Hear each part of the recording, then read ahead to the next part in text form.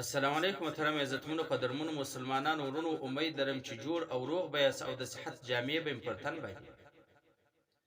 ایاوتۍ ته داسې نایابه وظیفه داسې بهترینه وظیفه نه در وښیه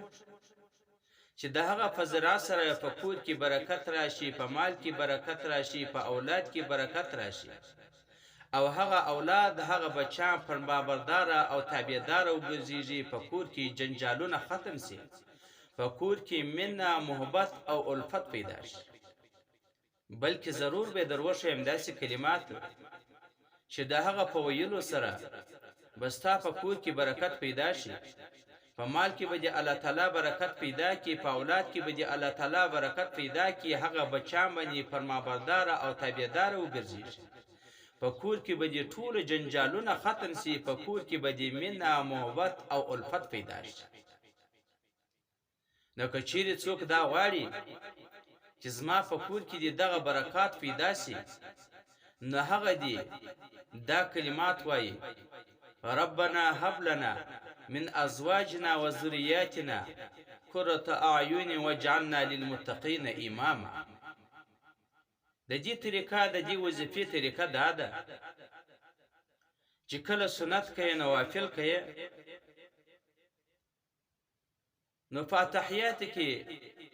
اللهم ربنا آتنا في الدنيا حسنة وفي الآخرة حسنة وقنا عذاب النار.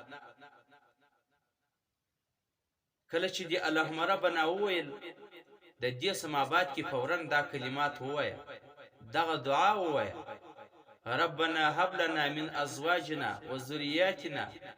قرة اعین واجعلنا للمتقین اماما. نو کم سړی چې دا فاتحیات کې د اللهم ربنا سمابات کې وای، د هغه فچان که اگر که ډیر نافرمانی هغه به الله تعالی فرمانبردار او تابع ده وګرځي، د هغه بچانو سبه الله تعالی د دین کار واخی، یعنی د هغه بچان سبه دی هم راضی وي او د الله تعالی